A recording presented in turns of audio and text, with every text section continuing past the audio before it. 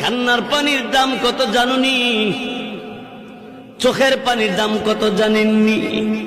কঠিন কিয়ামতের ময়দানে আল্লাহ নবী জাহান্নামের পারে দাঁড়ায় দাঁড়ায় কাঁদবে আর বলবে, হে আল্লাহ, জাহান্নামের ভিতর আমার উম্মতেরা আছে, উদ্ধার কইরা দাও আল্লাহ, তাদেরকে মাফ কইরা দাও। আল্লাহ রাব্বুল আলামিন, আমার আল্লাহ তাআলা জিবরাইল ফেরেশতাকে বলবে, জিবরাইল,